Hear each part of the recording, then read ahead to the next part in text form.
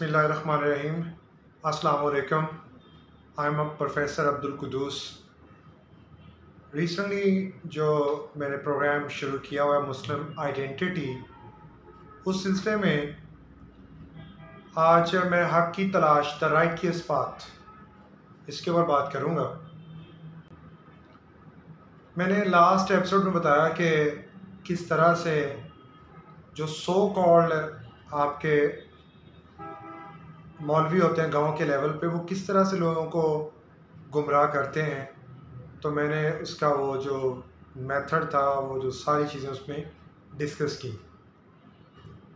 आज के इस एपिसोड में हम बात करेंगे कि ये कौन कौन से दरवाजे इस्तेमाल करते हैं, लोगों को कौन कौन से रास्ते इस्तेमाल करते हैं गुमराह करने के, और फिर इनकी कोशिश क्या होती है।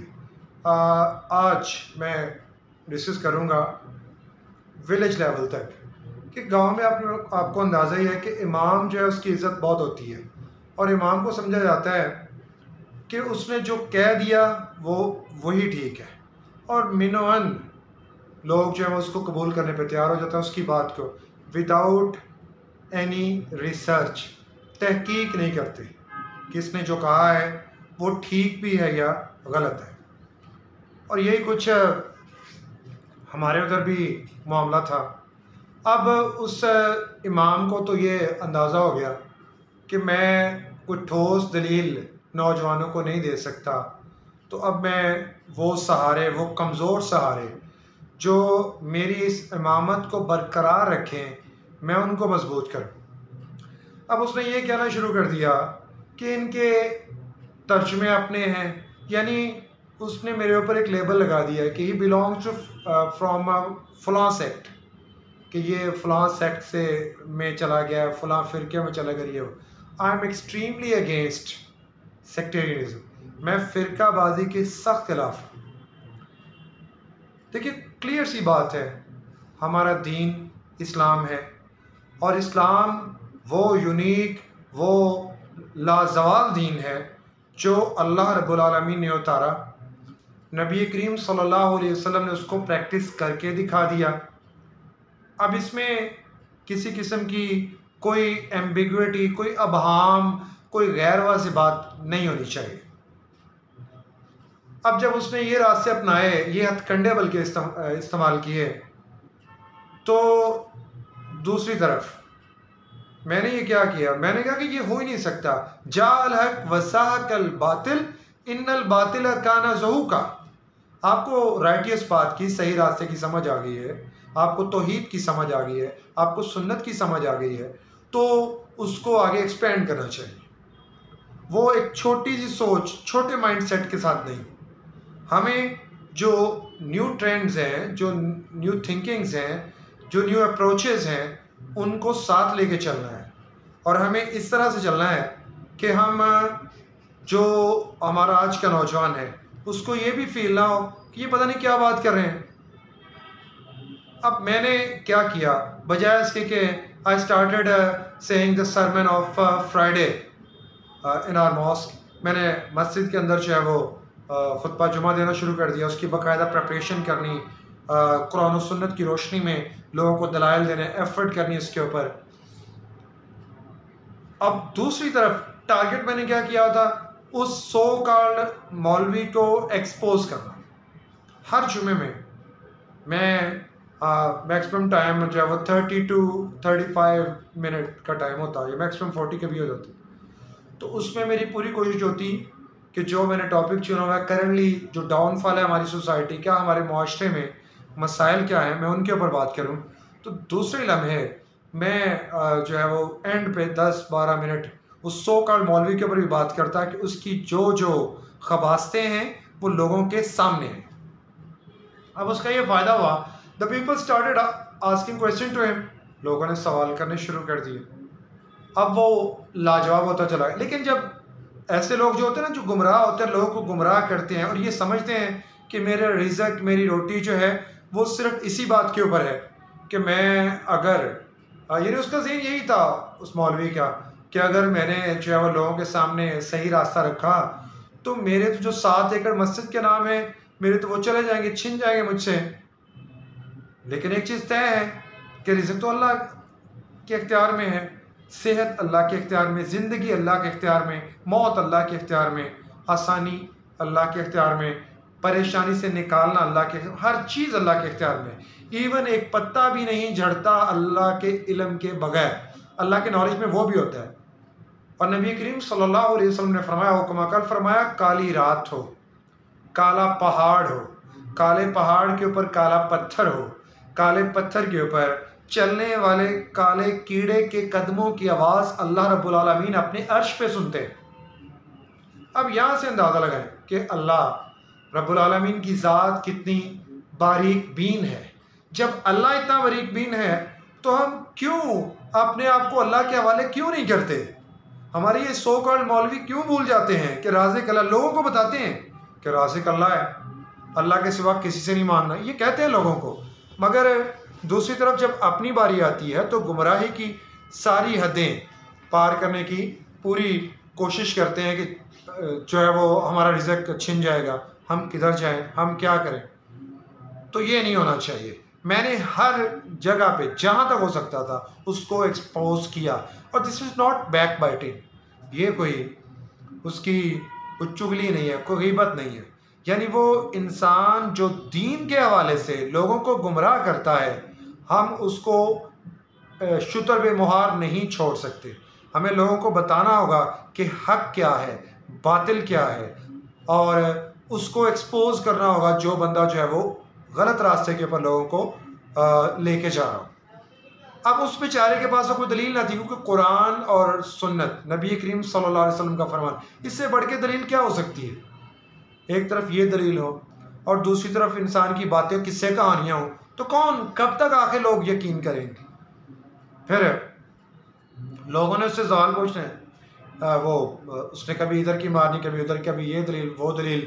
लोगों ने कहा हमें एक बात बताओ कि ये जो किसी भी शख्स की फौतगी के बाद ये जो अमल है, ये जो तुम खाने दाने का और सारे लोग जमा हम होते हैं, ये सारा कुछ, ये क्या वैलिड है, ये जायज़ है या नहीं है?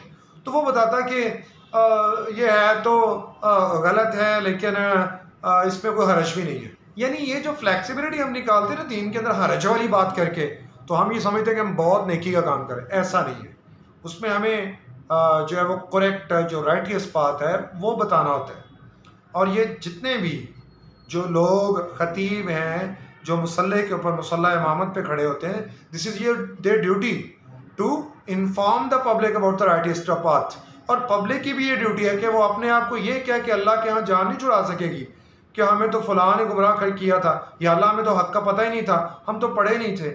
हम दुनिया की अगर मामला देखें, अगर चूँकि मेरा भी ऐसी फैमिली से ताल्लुक़ है एग्रीकल्चर के हवाले से, फार्मिंग में, तो जो जट ज़िम्मेदार हैं उनको ये सारा पता था गंदम की बुआई कैसे करनी है, उसकी देखभाल कैसे करनी है, चावल की फसल, कमाद की फसल, चारा, सब्जियां वगैरह, जो भी रिक्वायरमेंट्स उनको कैसे फुलफ़िल करना है, कौन सा बीज अच्छा रहेगा, कौन सी खाद अच्छी रहेगी, कौन सी पेस्टिसाइड, कौन सी ज़रूरी दवाई अच्छी रहेगी, क्या करें हम, ये बहुत सोचते हैं। फिर जब फसल पक के तैयार होती है, खुदा अल्लाह ताला की तरफ से कोई प्रॉब्लम आ जाए उसको, तो उसके ये नहीं सोचते कि हम बजाय इसके कि इसका कोई तोड़ सोचें, हम क्यों ना अल्लाह के सामने झुकें, हम इसमें उशर दें, जो अल्लाह का हक़ है वो निकालें। ऐसा नहीं करते हम। अब उसके ऊपर बड़ी वो बारीक बीनी, बड़ी कंसंट्रेशन, बड़ी सोच, बड़ी समझ। लेकिन जब अल्लाह की मामलात हों तो उसके ऊपर जो है वो ऐसा कुछ नहीं करते हैं। उसमें बस जो हो गया जी देखा जाएगा। क्या देखा जाएगा? रसूलुल्लाह सल्लल्लाहु अलैहि वसल्लम ने फरमाया 3 ज़िंदगियाँ होती हैं एक बंदे की। कौन सी? नंबर 1, एक ये दुनिया की ज़िंदगी जिसमें हम रह रहे हैं। नंबर 2, कब्र की ज़िंदगी। नंबर 3, आफ्टर ग्रेव, कब्र के बाद क़यामत का दिन, जन्नत या जहन्नम। ये 3 ज़िंदगियाँ हैं। अब हमारी क्या प्रेपरेशन है इस दुनिया, तो चलो जैसी जैसी गुजर रही है, हमारी जो सेकंड प्लेस है, जो आलम बरज़ख है, कब्र की ज़िंदगी है, उस हवाले से क्या तैयारी है? बिल्कुल वो नहीं देखी जाएगी। क्या देखा जाएगा? इवन अगर हम बात करें रसूलुल्लाह सल्लल्लाहु अलैहि वसल्लम की, तो आका अलैहिस्सलाम एक दिन सजदे में पड़े हुए थे, तो सैयदा आयशा रज़ियल्लाहु अन्हा को डर हुआ कि कहीं अल्लाह के नबी अल्लाह के पास तो नहीं चले गए, अल्लाह को प्यारे तो नहीं हो गए। तो उन्होंने आका अलैहिस्सलाम के पाँव को छुआ, हिलाया। तो नबी सल्लल्लाहु अलैहि वसल्लम जब उठे, तशक्कुज़ पर बैठे, सलाम फेरा, तो कहा आयशा क्या बात है? कहने लगी अल्लाह के रसूल मैं परेशान हो गई थी कि कहीं आप अल्लाह को तो प्यारे नहीं हो गए। कहा आयशा क्या तू नहीं चाहती कि मैं अपने अल्लाह का शुक्र अदा करूं? शुक्र करने में खैर है, दीन के ऊपर चलने में खैर है, अल्लाह के अहकामात के ऊपर चलने में खैर है, नबी की बात मानने में खैर है। ये नहीं है ये फसल इस तरह ख़राब हुई है तो ये प्रॉब्लम होगा, ये होगा। ये तो हम सोचते नहीं कि हमने जो है वो ये ऐसा क्यों हो रहा है। क्या हमने अल्लाह के जो हुकूक हैं वो पूरे कर रहे हैं? क्या हमें अल्लाह ने जिस चीज़ से रोका है उससे बाज आ रहे हैं? क्या अल्लाह ने जो बाउंड्रीज हमारे लिए बना रखी है हम उससे क्रॉस तो नहीं कर रहे, उससे पार तो नहीं जा रहे? मेरे भाइयों, खुदा के लिए, खुदा के लिए इन मौलवियों के चुंगल से निकलें, दीन को सीखें, अरबी को सीखें। दीन सीखने के लिए अरबी को सीखना बहुत ज़रूरी है, उससे समझ आएगी, किसी की तफसीर में ना जाए। आप अरबी सीखें, और ये कोई मुश्किल ज़ुबान नहीं है, इसमें एफर्ट करनी पड़ेगी थोड़ी सी, इंशाल्लाह सीख जाएंगे। फिर आप खुद समझेंगे कि इस्लाम क्या है, आपको खुद पता होगा, आपको किसी के पीछे भागने की ज़रूरत नहीं।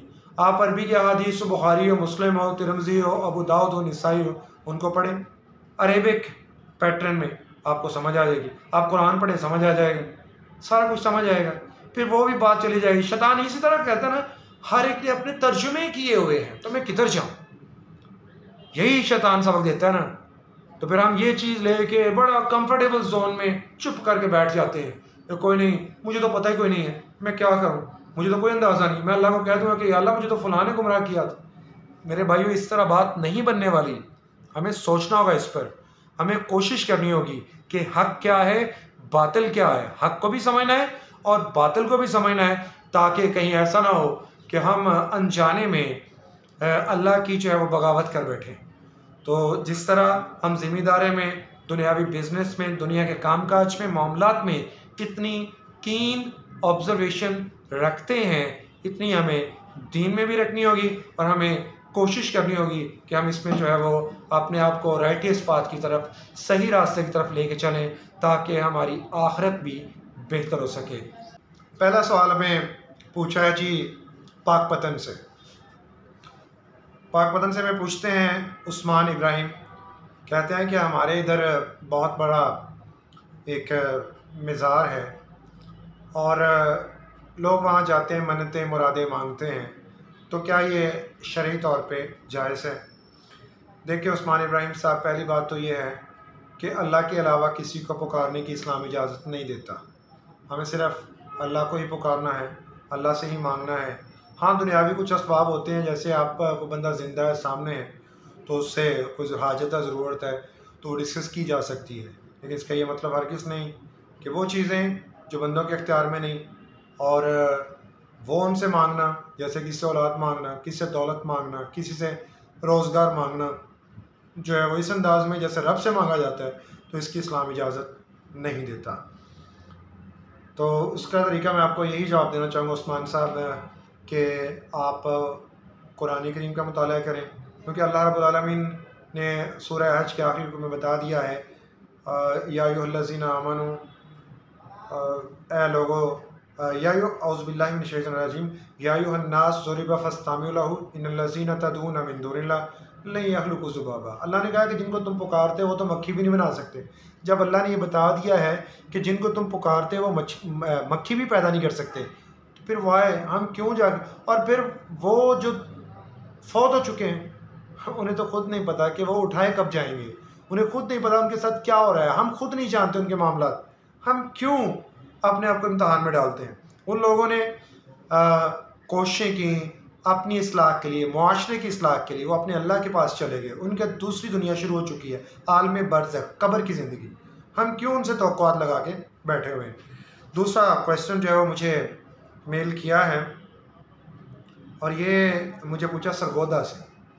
सरगोदा से एक बहन है बिनते अकरम, वो पूछती हैं कि मेरा आपसे सवाल है कि ये जो आपने अपने फेसबुक पेज के ऊपर ये शेयर किया हुआ था कि 3 तरीके मैयत को जो सवाब पहुँचने के, तो ये ज़रा डिटेल से थोड़ा सा बता दें। देखिए बहन, रसूलुल्लाह सल्लल्लाहु अलैहि वसल्लम ने 3 तरीके बताए। पहला तरीका यह है कि जो आदमी फौत हो जाता है उसकी नेक औलाद जब उसके लिए दुआ करती रहेगी नमाज़ पढ़ेगी और वो तौहीद पर खड़ी होगी, शिरक पर नहीं होगी, तो उसको कब्र में उसका सवाब पहुँचेगा।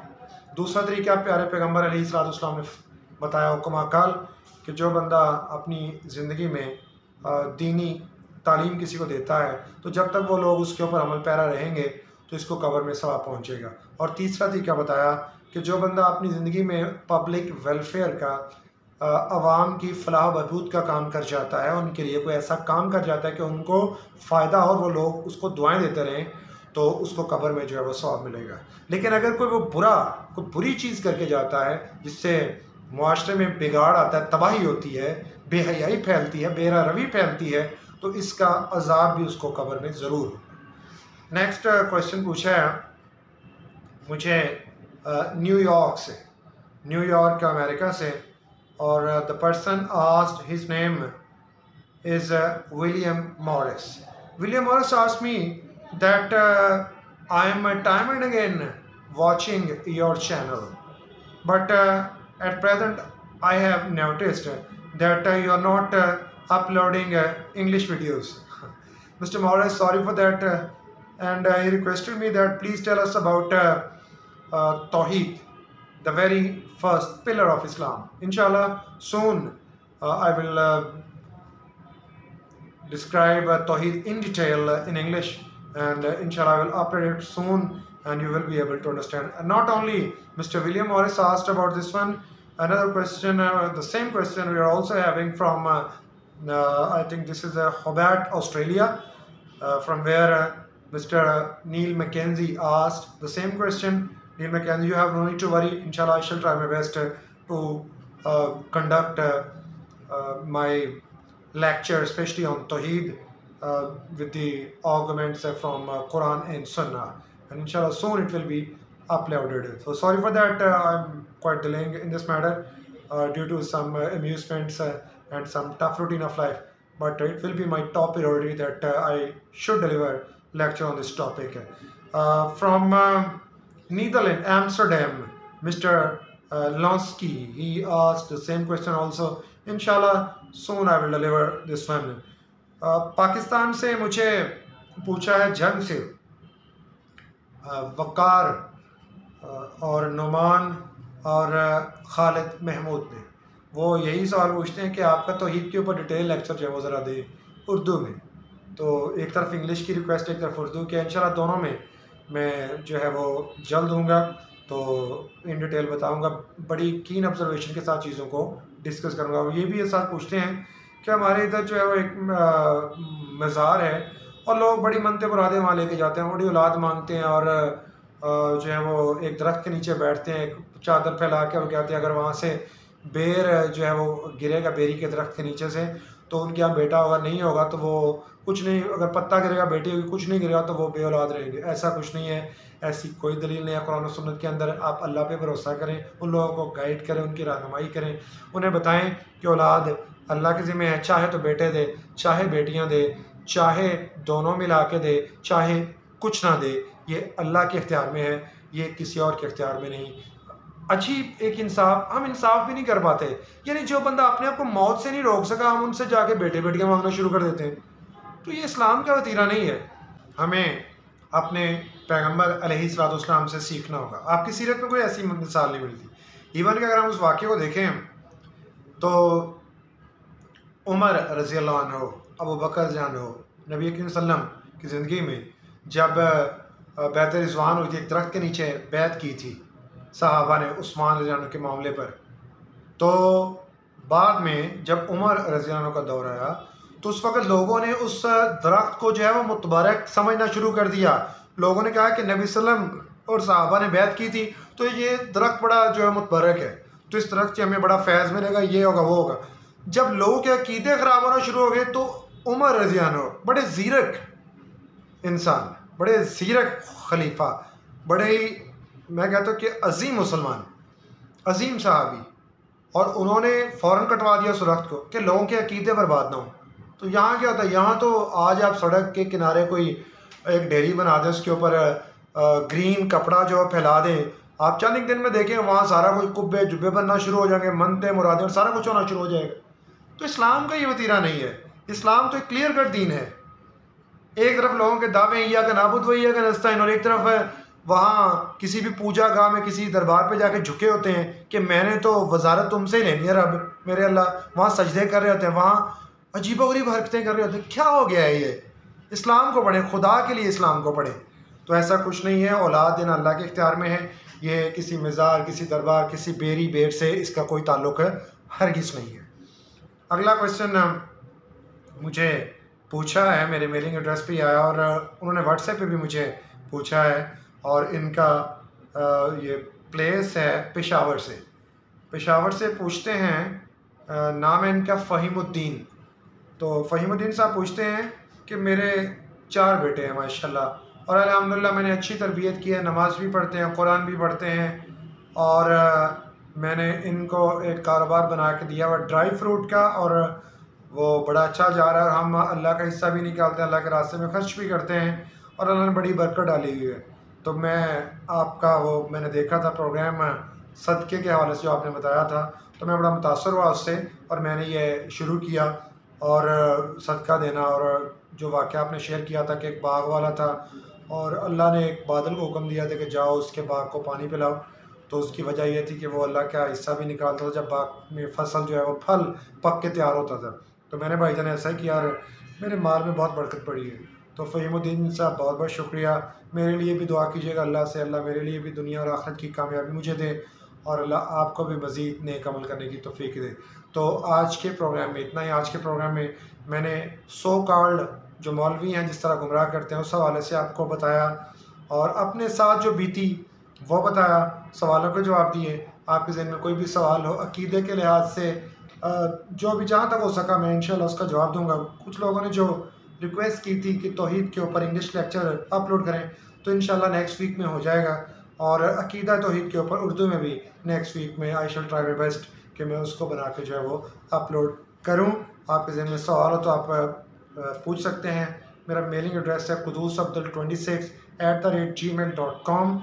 If you belong to any foreign country and you are an English speaker, you may ask to me any question on this mailing address, and you may contact me through WhatsApp 0092-321-7478 219।